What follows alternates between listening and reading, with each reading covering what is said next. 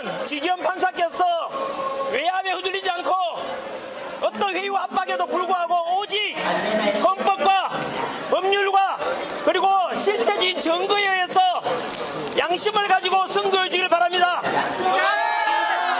아마도 그렇지 않다면 지기현 판사님께서는 역사의 대역 죄인으로 남게 될 것입니다. 제가 묻는 말에 답변해 보십시오. 헌법 77조와 형법 87조를 보십시오. 어떻게 비상계엄이 내란이 될 수가 있습니까? 지기현 판사님의 선고는 역사적으로 중요한 선택의 순간이 운명적으로 다가올 때가 있습니다. 지기현 판사님의 선고 하나가 바로 저처럼 진실과 정의가 이기고 법치주의가 살아나길 바라고 공정과 상식이 살아남을 수 있는 이런 자유대한민국을 지켜주느냐 없느냐의 운명이 결정될 것이라 저는 봅니다. 예, 박상규 시사평론가와 함께하겠습니다. 어서 오십시오. 안녕하세요. 네. 자, 방금 보신 대로 전한길 선생님이 미국에 있다가 162일 만에 귀국을 했습니다. 전 선생님이 뭐 경찰의 출석 요구에 응하기 위해서 귀국을 결정했다 이런 얘기도 했고요. 또 12.3 계엄을 소재로 한 영화를 홍보하기 위해서, 그리고 이 2월 19일에 지금 선고가 될 예정인 윤석열 전 대통령의 내란 재판, 이게 계엄은 내란이 아님을 분명히 좀 밝히기 위해서 그래서 입국했다 이런 얘기들을 쭉 했는데, 어떻게 전한길 선생님의 입국의 변 어떻게 보셨는지요? 뭐 위풍당당하다. 위풍당당이다. 그렇게 말씀드릴 수 있고. 예. 어쨌든 그 본인의 확신 그리고 이제 뚜렷한 그 귀국 목적을 밝혔잖아요. 예.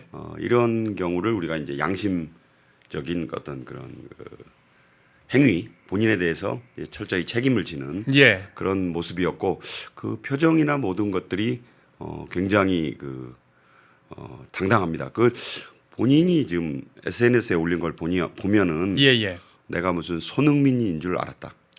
그게 무슨 말씀이냐면 본인이 직접 썼는데 그만큼 공항에 이 출영 나온 분들이 많았다는 거예요. 저희가 중계방송을 해드렸는데 한 3만 3천 분 정도가 동시에 보시더라고요. 그러니까 동시 접속이 그렇다고 하고 공항에 들어올 때 전한길 강사님부터가 놀랐다는 거. 그러니까 내가 무슨 손흥민이 된 거야. 이 말은 본인이 쓴 거예요. 그러니까 그 뚜렷한 귀국 목적, 영화 홍보, 또 지규현 판사의 2월 19일 1심 판결에 대한 어떤 본인의 확고한 의지. 이것은 마땅히 일부 무죄 또는 전부 무죄가 나와야 할 것이다라는 어떤 의지의 표명.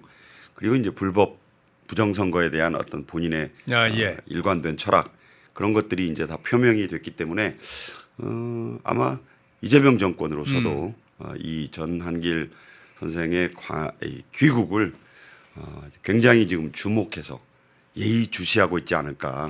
물론 이제 그 여러 가지 혐의로 소환이 예정이 있다고 봅니다. 그러나 본인이 무려 162일 만에 거의 뭐 5달 넘게 6개월 가까이 해외에서 충분히 본인의 그 여러 가지 의지를 방송을 통해서 또 여러 가지 강연을 통해서 밝혔기 때문에 당당하게 임하지 않을까 이렇게 생각을 해봅니다. 예. 박상규 평론가도 감기가 좀 드셨나 봅니다. 목소리가 상태가 썩 좋지는 않으신데 여러분 좀 많이 좀 응원해 주시기를 좀 부탁드리겠습니다. 지금 막 들어온 속보가 하나 있는데요. 정청래가 지금 1인 1표제 당원 개정안 이거 도입이 확정됐군요. 저건 또 대단히 저거 나름대로 지금 한 5분도 안 됐어요. 지금 방금 나왔네요. 굉장히 큰 의미를 갖습니다. 뭐냐면 이제 아마 역사는 나중에 가서 오늘을 이재명의 레임덕이 시작된 날로 기록할 거예요. 저게 어떤 의미를 갖냐면은 이제 재수라는 말을 했었는데 지난번에 원래 1인 1표제가 이제 투표에 붙여졌을 때 그때도 표는 많이 나왔죠. 그런데 이 정족수에 미달하는, 그러니까 이 이재명계의 대의원들이 대거 투표에 좀 불참하는 방식으로 저항을 했기 때문에 통과가 안 됐는데, 이번에는 그 가중치를 호남 지역에 좀 부여한다든가 또 투표 그 날 수를 좀 늘린다든가 하는 방법으로 철저히 대비를 했고 예. 또 그 한 일주일 전쯤인가요? 실시된 여론조사에서 85% 이상의 더불어민주당 지지자들이 1인 1표제를 찬성했기 때문에 예. 이게 통과가 된 거예요. 이 의미는 뭐냐면 이제 당을 완전히 정청래가 장악했다. 더불어 청래당이 된 겁니다. 아, 정청래 당이 됐다. 어허. 그러니까 이게 통과가 됨으로써 단순히 이제 오는 8월에 있게 되는 민주당 전당대회에서의 정청래의 연임 가능성, 그러니까 연임이라기보다는 2년 임기에 정식 당 대표를 하게 되면 예.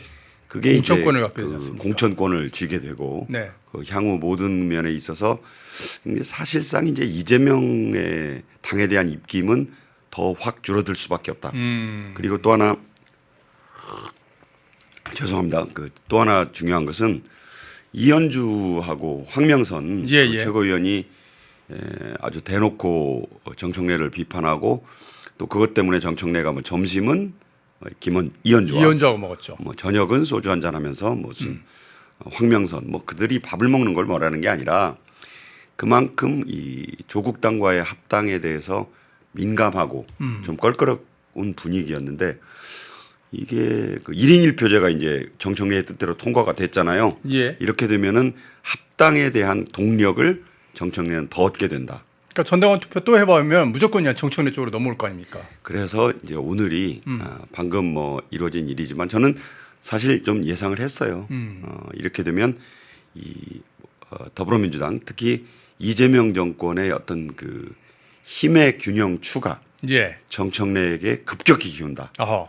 그러면서 이제 그 정청래를 돕고 있는 뭐 그 유튜버 예. 김어준. 김어준이랄지 또 그 뒤에 뭐 상황 노릇을 하고 있는 문재인이랄지 그리고 당 밖에서 빨리 합당 문제는 좀 결정을 해달라고 기다리고 있는 조국 어허. 공통점이 다 문재인계고 다 밀고 들어오는 건가요? 그렇죠. 뿌리는 또 친노계 아닙니까? 예, 예. 그러니까 이제 이 당이 다시 친노 또 친문의 세력이 커지면서 차기 이 어떤 그 당권을 둘러싼 경쟁은 이제 더 치열해질 수밖에 없다. 아무래도 이제 이 그립감이 이재명의 그립감이 확 떨어지겠죠. 예. 저는 그렇게 봅니다. 네. 이런 상황에서 이재명이 살아날 방법은 이제 자기의 지지율을 좀 끌어올리는 건데 그랬을까요? 요즘 그 SNS를 통해 갖고 다주택자를 악마화하면서 막 공격하는데 아주 열을 올리고 있습니다. 오늘 같은 경우에는요, 이 다주택자를 마귀라고 저렇게 대놓고 마귀라는 표현까지 이렇게 써가면서 비난하던데 문제는 말입니다. 관련 보도들 지금 계속 나오고 있는데 청와대에서 이재명을 보좌하는 참모진들 지금 보이시는 것처럼 뭐 강유정, 봉욱, 문진영, 최성화뿐만 아니라 김상호, 이태영, 김현지, 이성훈, 권순정 등등등 한 수명 정도가 그러니까 그래프상으로는 어떻게 이제 간략히 하다 보니까 네. 집을 2채씩 갖고 있는 걸로 되어 있는데 예. 7채가 있어요. 그런 것도 있습니다. 예. 5채도 있고. 예. 그리고 중요한 것은 상가가 빠져 있다는 거. 그러니까 뭐 2채씩이면 괜찮지 않아 뭐 이렇게도 보일 수 있는데 상가 부동산, 수익성 부동산을 뭐 4개씩, 5개씩 갖고 있는 그 이재명 참모들이 꽤 있어요. 예. 그래서 저것이야말로 내로남불이다. 그러니까 지금 뭐 오늘 지금 여기 오다 보니까 이제 이재명이 팔아라. 팔라고 얘기했다는데 그러니까 내 옆에 팔까요? 있고 내 옆에 있고 싶으면 예. 정리해라. 알아서. 내가 압박하는 모양새 안 갖출 테니까 알아서 팔아라 그랬는데 이게 그 과거에 그 문재인 때도 보면 재미있는 표현이지만 직을 갖겠느냐 예. 집을 갖겠느냐 그랬을 때 그 직을 버리고 여기 화면에 나오지 않습니까? 집을 가졌잖아요. 예. 그 저 사람들이에요. 김조원, 김거성, 김혜숙 수석들입니다. 수석. 수석 비서관들이 다 직 대신 집을 선택하더라고요. 그리고 이제 그 여기에 빠져 있지만 그 노영민 예. 문재인 때 그 청와대 비서실장 그 사람 뭐 유명하잖아요. 집이 2채 청주하고 서울에 있었는데 예. 청주 집을 정리했다고요. 그러니까 이 똘똘한 한 채 이렇게 가는 거다. 그러니까 이제 아마 제가 볼 때는 누군가 솔선수범이랄까 뭐 솔선수범도 아니고 자기들부터 좀 이제 모범을 보여야 한다고 한다면은 예. 이제 집을 팔아야 될 텐데 당장 저는 강유정이 좀 궁금해요. 그러니까 강유정이 이재명의 부동산 정책을 홍보하는데 마이크를 잡았거든. 어허. 그 사실은 강유정이 그런 말을 할 자격이 없죠. 그러니까요. 그러니까 이제 공동 대변인이니까 차라리 김남준이 해라. 당신은 무슨 뭐 그런 그 자격이 있느냐. 그러니까 강유정은 시어머니가 사는 집이라고 했어요. 남편의 네네. 엄마가 산다 예. 이런 얘기인데 아니 그런 식으로 핑계를 대면 우리나라 다주택자분들 중에서 한 220만이 넘는다고 예, 하는데 200만 원 넘는다고 그러더라고요. 아니 그분들은 다 핑계가 없겠어요? 자식이 살아, 예. 아빠가 뭐 부모님이 살아. 그러니까 그런 이런저런 구구절절한 핑계를 댈 거면은 저 직을 내놓고 나가든가 직을 유지하고 싶으면 집을 팔아야죠. 그러니까 이건 그 어떤 의미에서 단순 명쾌하다. 그러면서 이제 그 제가 보는 것은 이재명도 집은 두 채가 아니고 한 채지만 한 채긴 하죠.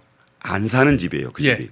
그 유명한 그것도 비난했지 않습니까? 그 분당에 있는 그 아파트. 네. 그 옆집에다가 무슨 대선 캠프 차려놨느니 의혹이 있었잖아요. 예. 거기서 법카로 무슨 저 집에는 무슨 뭐 코끼리 아귀가 키우고. 사나 봐 뭐 이러면서 막 예. 그 했던 그 유명한 집인데 네. 지금까지 벌써 안 들어간 지가 4년. 뭐 개양 간다고 또 갔잖아요. 예. 그리고 앞으로도 임기가 4년 뭐 넘게 남았다니까 또 안 갈 거잖아요. 예. 그러면 그거야말로 집을 처리해 비거주 부동산이잖아요. 그러니까 이재명부터 다주택자만 옥죄일 게 아니라 자기도 팔아야죠. 그러니까 이게 바로 너부터 당신부터 팔아봐. 뭐 이런 분위기로 가고 있다고 보면 이재명 먼저 팔아야겠네요. 그건 장동혁 대표가 예. 또 송원석 국민의힘 원내대표가 얘기를 한 거예요. 그러니까 똘똘한 한 채 좋아하지 말고 그것부터 팔아라. 그다음에 이제 지금 말씀하신 그 청와대 참모들 정리해야죠. 예. 아니 뭐 그런 식으로 핑계 대면 저 망우리 공동묘지에 핑계 없는 무덤이 어디 있고 사연 없는 그 아이고. 무덤이 어디 있겠어요. 뭐 옛날 속담 얘기하면 좀 그렇지만 뭐 처녀가 애를 낳아도 핑계가 있다 뭐 그런 얘기 있지 않습니까? 자 어쨌든 이재명으로서는 이 다주택자 문제를 갖다가 어떻게든지 자기가 돌파하는 모습, 그래서 집값을 잡는 모습을 통해서 지지율을 확실하게 끌어올리고요. 그리고 그걸 통해서 어떻게 보면 정청래한테 지금 당을 뺏게 생겼는데 그럼에도 불구하고 자기의 인기를 어떤 보존하고 싶은 걸 텐데 어쩌면 좋습니까? 이 이재명의 지지율이 저희 패널이 지금 매주 여론조사를 하고 있는데요. 계속 하락하고 있습니다. 그러니까 저는 예. 저 여론조사 결과를 보면서도 참 대한민국이 그렇게 넓지도 않고 인구가 대단히 많은 나라도 아닌데 예. 왜 이렇게 여론조사가 극과 극이냐. 그러니까 그 한국갤럽 같은 데는 지금 국민의힘의 지지율이 20% 초반을 계속 맴돌아요. 전 이해가 안 돼요. 예. 그런가 하면 뭐 NBS도 그렇고. 그러니까 이 두 여론조사는 도대체 그 어느 여론을 수집해서 발표를 하는 것인가. 예. 물론 ARS와 전화면접원 조사 간에는 편차가 있고 예. 보수 성향의 응답자는 이 ARS에 좀 더 적극적으로 응답하고 이 진보 성향, 좌파 성향들은 전화면접원 조사에 뭐 적극적이다는 건 있지만 차이가 너무 커요.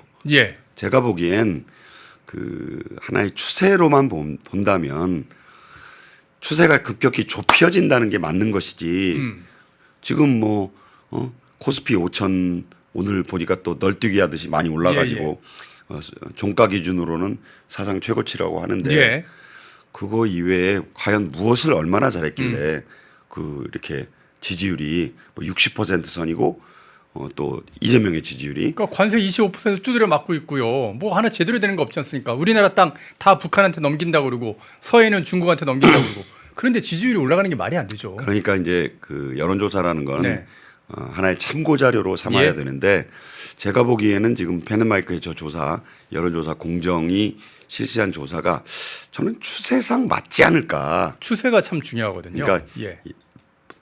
이재명 지지율은 답보 내지는 정체한다고 보고 예. 국민의힘은 그 한동훈 제명 사태를 겪고 난 이후에 어떤 의미에서 꾸준히 결집을 지금 보여주는 그 추세가 맞지 않겠는가. 예. 그러니까 이제 그 여론조사상으로 플러스 마이너스 오차 범위 내에서 그 이루어진 격차는 격차로 보지 않아요. 그러니까 그거는 우열이 없어요. 그러니까 저 여론조사 결과는 국민의힘과 민주당, 특히 이재명의 지지율은 긍정과 부정이 거의 우열을 가릴 수 없게 어허. 지금 달라붙어 있다. 특히나 제가 좀 이 여론조사에서 좀 주목한 부분이요. 이게 이재명이 지금 지방선거 앞두고 엄청나게 신경 쓰는 게 수도권 지역하고 그렇죠. 대전 충남 지역인데 이 대전 충남과 수도권 지역에서 아니 이재명 부정평가가 더 높게 나왔습니다. 그러니까 이제 서울만 보면은 네. 그 민주당이 긴장하게 돼 있죠. 왜냐하면 수치상으로는 얼마 안 되는 것 같지만 예. 부정평가가 거의 48%. 예. 그리고 대전, 세종, 충남 그 중부권에서도 그런 비슷한 결과가 나왔다. 예. 지금 서울시장과 그리고 대전, 충남 통합시장을 강훈식을 내보내 가지고 어떻게든지 여기를 예. 지금 그 더불어민주당 입장에서 보면은 가져가려고 예. 하잖아요. 거기에 빨간불이 딱 들어온 것이다라고 볼 수 있고, 자 나이대로 보세요. 저 나이대로 보면 2030. 예. 저희 2030 20대 굉장히 싫어하나 봅니다. 거의 60%에 가깝고 예. 30대도 격차가 뭐 52대 45면 예. 그 오차범위 바뀌거든요. 예. 그러니까 이런 것들을 보면 상당히 그 민심 이반, 특히 젊은 층의 그 이 대통령 이미 이재명에 대한 그 부정 여론이 대단히 높다. 그 얘기는 저는 이제 부동산 이 문제에 부동산에 타격을 주는군요. 예. 자, 왜 그러냐면 네네. 자꾸 다주택자들 그 옥죄고 뭐 팔으라고 지금 자꾸 그러는데 그러고 있죠. 다주택 문제와 청년 그 주택, 청년들의 전세 월세난하고는 상관이 없어요. 물론 다주택자들이 집을 많이 갖고 있는 것이 부정적인 요소도 있겠지만 예. 그 220만 가구가 넘는 다주택자들이 그 집들을 전세를 놓고 있기 때문에 그렇죠. 그게 또 전세를 안정시키고 월세도 안정시킬 수 있는 그런 효과가 있는데 예. 지금 청년들의 입장에서는 뭐 집을 뭐 다주택자들이 내놓는다 해서 서울은 거의 20억 원 있어야 되는데 그걸 어떻게 삽니까? 무슨 수로 마련하겠어요. 그런 예. 오히려 다주택자들이 있어야지만 전 월세 시장이 안정이 되는 거예요. 그러니까 팔 사람은 팔지만 무조건 다 내놓으라고 윽박지른다는 것은 이게 맞지가 않는 거거든요. 예, 예. 그러니까 뭐 다주택자 문제를 청년들의 눈물과 연결짓는 것은 대단히 좀 이게 비약적이고 예. 앞뒤가 맞지 않는다 이 말씀을 드리면서 지금 1,000만 원 보증금에 서울에서 사글세가 월세가 150만 원 수준이 넘는데요. 아니 요새 일자리 문제 때문에 그냥 쉰다는 그 20대 청년들이 거의 뭐 80만이 넘는다. 예. 이런 입장에서 아니 월세 값이 그렇게 오르면 그 민심이 지금 청년층 민심이 좋을 리가 있습니까? 예. 그런 것들이 지금 반영돼서 나타난 것이다. 이렇게 말씀드립니다. 참 경기 인천 지역도 서울만 집값이 올라가는 것 때문에 다들 좀 부담하고 계신 것 같고요. 서울도 이게 또 특정 지역 강남의 집값만 많이 올라가는 그런 상황이 되다 보니까 전체적으로 좀 다들 이재명 정부의 어떤 부동산 정책에 대해서는 굉장히 분노 게이지가 올라가 있는 것 같다. 그렇게 정리를 할 수 있을 것 같습니다. 자, 외신도 하나 좀 살펴볼까 하는데 왜 트럼프 미국 대통령이 전 세계를 상대로 지금 관세를 많이 매기면서 네. 관세 전쟁을 좀 벌이고 있는 상황인데 우리는 지금 25%로 관세가 올라갔는데 우리보다 훨씬 높은 50% 관세를 맡고 있던 인도, 이 인도를 향해서 트럼프 미국 대통령이 관세를 무려 32%를 깎아줘가지고요 18%를 매긴다고 발표를 했습니다. 저게 뭐냐면 예, 그 예. 나렌드라 모디 인도 총리가 예, 트럼프 대통령하고 이제 통화를 알려진 바로는 뭐 모디가 이제 트럼프에게 전화를 했대요. 예, 그래서 이제 뭘 미국과 약속을 했냐면 그 인도가 세계 인구 대국 1위잖아요. 14억 인구입니다. 예, 중국보를 앞선 지가 지금 한 2년 넘었어요. 엄청난 인구 대국이 지금까지는 러시아산 원유를 주로 사서 썼는데 예. 이것을 베네수엘라산 원유로 그렇죠. 바꾸겠다. 이제 베네수엘라 확보했으니까. 예, 자, 베네수엘라라고 하면은 말이 베네수엘라산 원유지 미국이 지금 마두로 부부 그 체포해서 이 축출시킨 뒤에 예. 미국 석유 회사들이 대거 들어가서 지금 그 유전들 옛날에 그 우고 차베스가 탈취했던 어떻게 보면 국유화했던 그런 그 이 유전 시설들을 복구하면서 예. 지금 사실상 저게 말이 그 베네수엘라산 원유지 미국 원유나 다름이 없거든요. 그래서 그 미국 기름을 사준다고 하니까 트럼프가 아이고 이런 고마울 때가 이러면서 이제 관세를 50에서 18%로 떨어뜨렸는데 사실 50이라는 게 25는 징벌성이고 예. 25는 우리와 비슷하게 25는 원래 이제 실질적 관세였는데 예. 그러니까 징벌적인 거는 없애줬고 25%는 8%를 7%를 뚝 깎아준 거예요. 예. 그러니까 아주 대단히 파격적인 그런 약속을 했다. 그러니까 그 인도 입장에서는 그동안 중국, 러시아하고 뒤로 좀 손을 잡곤 했는데 아 이제 도저히 안 되겠다. 그래가지고 이제 그 미국 손을 확실히 잡은 거죠. 그 이름으로써 푸틴이 지금 뿔이 엄청났어요. 예. 왜냐하면 러시아산 원유를 인도에 파는 게 엄청난 시장이었는데 그게 졸지에 그 판로가 바뀌어버리고 또 그렇게 되면은 그 지금 러시아와 우크라이나 전쟁 뭐 말이 좋아서 전쟁이지 사실 러시아의 우크라이나 침공 전쟁 아닙니까? 예. 여기에서 종전을 지금 안 하고 계속 영토 야욕을 그 멈추지 않고 있는 러시아가 굉장히 경제적 타격을 받는 거죠. 그러니까 인도가 발빠르게 이제 중국, 러시아의 손을 멀리하면서 트럼프 대통령의 손을 굳게 잡은 그 결과로 저렇게 관세가 뚝 떨어졌다. 이런 말씀을 드립니다.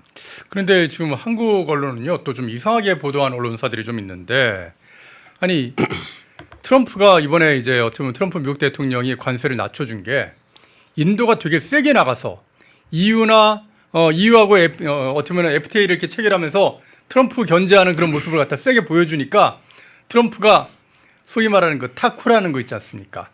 그런 식으로 뒤로 물러서면서 결국에 협상을 하게 된 거다. 한국도 세게 나가면 그러면은 트럼프는 결국 물러설 거다. 이런 식의 보도를 하더라고요. 아니 제가 거듭 말씀드리지만 네. 나렌드라 모디 총리가 그 원유 수출선을 러시아에서 베네수엘라로 예. 사실상 미국으로 바꾼 그것 때문에 관세가 내려간 거예요. 예. 정확히 아셔야 되고 그 저 사이를 중재한 사람이 작년 10월까지 백악관 인사국장을 하다가 인도 주재 미국 대사로 간 사람. 그 사람이 중재를 한 결과라는 그렇군요. 거예요. 그리고 트럼프 대통령은 확실하게 미국 편을 쓰는 나라에 대해서는 이렇게 관세를 깎아준다는 걸 보인 나라가 또 있어요. 엘살바도르가 그렇죠. 엘살바도르. 예. 그 불법 이민 문제로 엘살바도르가 미국에 상당히 심기를 거슬러 왔지 않습니까? 예. 그런데 이번에 그 아주 전폭적으로 트럼프의 그 이 이민 정책에 협조를 해서 불법적으로 가 있던 엘살바도르 주민들을 본국으로 그 추방된 예. 사람들을 다 받아주는 예. 그걸 하면서 관세가 엘살바도르 관세 0%. 야, 이건 진짜 전 세계의 0%는 엘살바도르밖에 없는 것 같습니다. 그러니까 이제 물론 엘살바도르와 미국의 교역량이라는 게 얼마 안 되긴 하지만 그 제가 말씀드리지만 아르헨티나의 유일한 그 우파 이 대통령, 예. 아르헨티나가 원래 굉장히 오랫동안 좌파였잖아요. 그 밀레이 대통령이 남미의 핑크타이드에서 트럼프 대통령의 도움을 받아가지고 지금 우파 정권을 예. 아주 그 굳건히 세우고 있지 않습니까? 그것도 브라질 바로 옆에서 예. 룰라 옆에서 그랬을 때 밀레이가 이제 외환 위기에 빠지니까 트럼프 대통령이 그 통화 스와프를 맺어줘가지고 그 우리가 말하자면 일제 동아줄 같은 걸 내려줘가지고 그 밀레이 우파 정부가 우뚝 섰거든요. 예. 트럼프는 자기 편이라고 느껴지면 예. 그렇게 확실하게 지원을 합니다. 지금 다카이치 지원해 주는 거 보십시오. 그러니까 이제 지금 예. 이재명이 사실 생각해 보세요. 취임 이후에 나흘인가 있다가 그것도 옆에 있는 경제부총리 전화로 온 전화를 바꿔서 예. 통화 딱 한 번 됐어요. 트럼프하고. 예. 그 이후로 어떻게 보면 뭐 매달리다시피 해서 작년 7월 말에 워싱턴 가서 한 번 만났고 11월에는 우리가 뭐 에이펙 주최하니까 트럼프가 뭐 어쨌든 와가지고 그것도 뭐 미중 정상회담 하러 왔지 이재명 만나러 온 거 아니었잖아요. 그 온 김에 이제 그 조인트 팩트 시트도 다 체결하고 그거 빼놓고는 통화를 한 번도 한 적이 없어요. 예. 자, 모디도 그렇고 일본은 뭐 이시바 시게루 때도 그렇고 다카이치도 그렇고 제가 듣기에는 보도된 바에 따르면 통화를 수시로 합니다. 아니 이시바 시게루는 뭐 트럼프 취임하자마자 나토에서 만나가지고 단독 회담도 하고 막 그랬고요. 그러면 그 통화를 할 때마다 이제 네. 그 도널드 트럼프 대통령이 나이가 이제 80이 다 됐지만 예. 다카이치 총리하고 보면 뭐 나이 차이는 거의 20년 가까이 나잖아요. 예, 예. 그런데도 뭐 다카이치 사나이를 뭐 사나이라고 부르고 또 트럼프 대통령을 도널드라고 부른대요. 예, 예. 그래요? 그러니까 이게 뭐냐면 그 왜 사람들이 친해지면 내 그 이름만 불러라 이렇게 얘기합니다. 아, 미국 사람들, 그러니까 서양 사람들은 그렇게 얘기하죠. 미스터 박 이렇게 안 하고 예. 상규 이렇게 부르라고 예, 하는 예. 거예요. 그런 케미가 있으니까 모든 게 이루어지는데 이재명은 뭐 전화를 뭐 본인도 할 라인이 없고 또 트럼프도 굳이 전화를 안 해요. 그래서 이제 뭐 유명해진 게 한 라인 아닙니까? 예, 예. 아니 뭐 강훈식 이 작년에 가가지고 수지 와일즈하고 그 한 라인 만들었다. 이번에 여러분 잘 아시는 예. 김민석이가 1월 26일에 그 트럼프 그 관세 25% 재인상 그 폭탄 날아오기 사흘 전에 예. 벤스 50분 만났는데 관세 기억자 얘기도 못 들었어요. 예. 그러면서도 무슨 전화번호를 적어서 와가지고 한 라인을 구축했네. 자랑 다 했는데. 자랑 다 했는데 이제 김어준한테 한 방 먹었잖아요. 예. 이해찬 상가에서. 형님 트럼프가 왜 그런데요. 허를 찔려가지고 김민석이 하루새 벌어진 일이라서. 그래가지고 지금 난리가 났어요. 예. 아 김어준이 참 세긴 세구나. 예. 김민석이 그냥 완전히 허를 찔려가지고 허둥댔다. 전화라는 건 그렇게 하는 거예요. 예. 그러니까 가장 힘들 때. 말로만 백날 얘기하면 뭐합니까? 그러니까 8개월이 다 돼가는 한국 대통령이 예. 아니 저 트럼프하고 통화 한 번 마음대로 못하는 거 이거는 분명히 문제가 있어요. 그러니까 제가 아까 말씀드렸다시피 그러면 참모들이라도 똘똘하게 뛰어야 되는데 그 백악관 인사국장 하다가 인도 대사로 간 사람이 그렇죠. 중재했다 그랬잖아요. 예, 예. 강경화 뭐 하는 겁니까? 뭐 강경화뿐만 아니라 지금 대한민국에는 대사도 없지 않습니까? 미국 대사도 없어요. 대사 대리의 대리가 지금 하고 있습니다. 그러니까 지금 조현이 그 김정관이 가서 이제 실컷 이틀간 얘기했는데 아무 성과 없이 왔잖아요. 예. 그러니까 조현이 지금 4일부터 또 날아갔죠. 워싱턴 D.C.에서 뭐 그 예. 루비오가 오라고 해서 간 것도 아니고 원래 잡혀 있는 4일부터 열리는 워싱턴 D.C.의 그 핵심 광물 예. 그 회담이 있어요.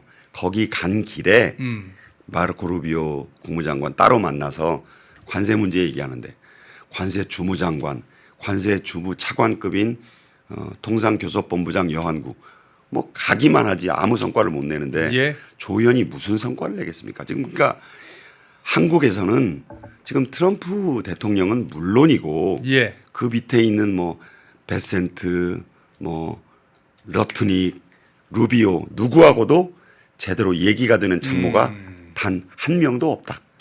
그러니까 김민석도 그 무슨 JD 벤스가 자기 휴대번호 적어줬다. 백악관 부안보 예. 보좌관의 휴대폰 번호까지 적어주더라. 적어주면 뭐합니까? 남녀간에도 전화번호만 적어주면 뭐예요. 나중에 보니까 그 전화했는데 번호가 틀리더라. 엉뚱한 가게 전화번호 뭐 아니, 적혀 있고 막 제가 그렇죠. 이게 로이 농담스럽게 얘기한 예, 예. 겁니다만 그런 건 한 라인이 아니다 이 말씀을 드립니다. 예, 알겠습니다. 아유, 우리 박상규 평론가를 응원하는 댓글을 제가 이렇게 쭉 보고 있었는데요. 날씨가 조금 푹해지는 것 같지만 이렇게 오히려 막 추웠다, 좀 푹해졌다 막 왔다 갔다 하다 보니까 감기가 참 잘 걸릴 수 있는 밖에 없는 그런 날씨입니다. 아유 죄송합니다. 예, 여러분도 감기 조심하시고요. 계속해서 박상규 평론가 빨리 쾌차하실 수 있도록 내일도 방송하셔야 되는데 빨리 나오실 수 있도록 좀 응원해 주시기를 부탁을 좀 드리겠습니다. 말씀하시는 동안에 이보인님 그리고 자민법수님께서 응원의 댓글과 함께 후원을 해주셨네요. 예, 감사한 말씀드리겠습니다. 오늘 말씀 잘 들었습니다. 네, 아유 저 빨리 좀 목 좀 좋아져서 오겠습니다. 예. 고맙습니다. 예. 네. 펜앤마이크에서 추천하는 영상도 보고 가세요. 다른 영상도 즐기시려면 구독 버튼을 꼭 눌러주세요.